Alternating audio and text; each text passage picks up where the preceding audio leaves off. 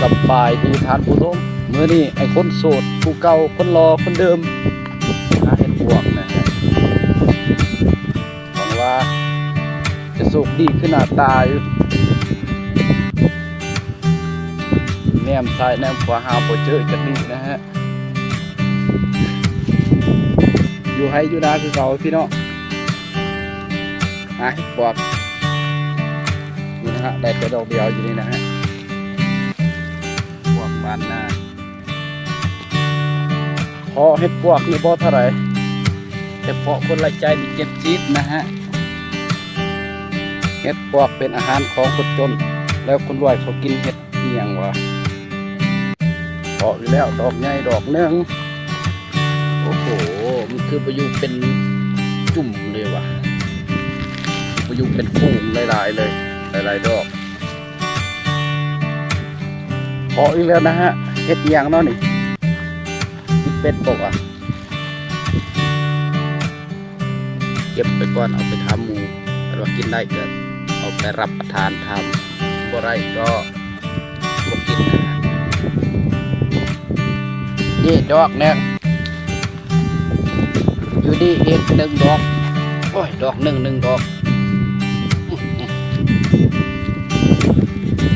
ไปหาเห็ดพวกนอกตกจะสีเห็นอยู่บนอ้อตื้อเลยเนี่ยสายตาคลิปแหลมๆผมต้องเอาเก็บนะฮะ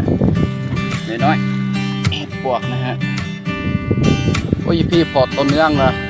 พอเย็บเห็ดพวกโอ้โห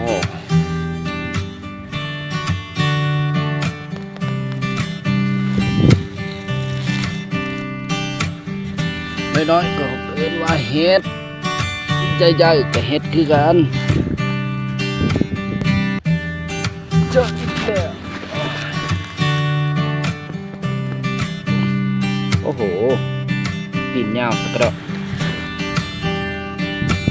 เห็ดบอพี่น้องกอง3ซุ้มกองกระโปง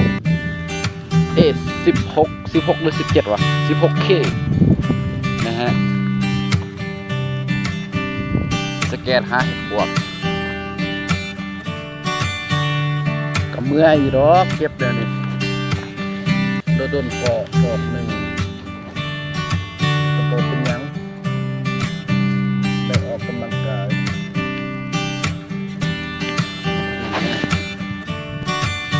เห็ดบานเฮาพี่น้องเก็บเอาเห็ดพวกงามๆนะฮะพูดไม่จะกินเป็นหรือบอลกินเป็นอยู่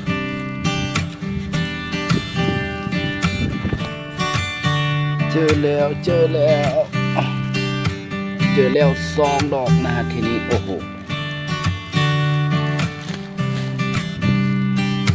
นี่นะฮะเจอแล้วท้องหอกโจกเลยเพราะว่าหิวข้าวอยากจะประทานพร้อมกับเห็ดพวกนะฮะรอบ3อีกแล้ว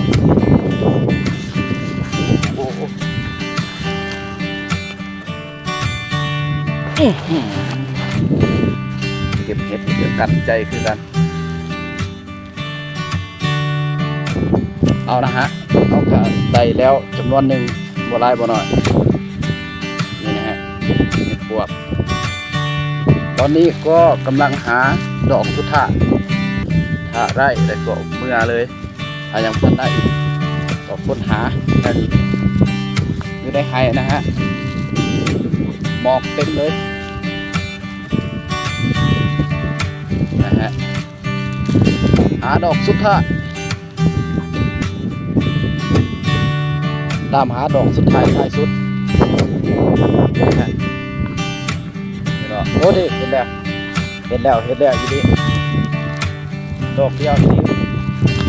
ดอกสุดท้ายท้ายสุดของพวกเรานะฮะอ้อยชาโอ้โหขายาวสักแล้วขาอยู่วัน3 เซนเอาก็ขอบใจที่เข้ามารับชมวิดีโอพร้อมกับยาวอีก10-90 นาทีนะฮะ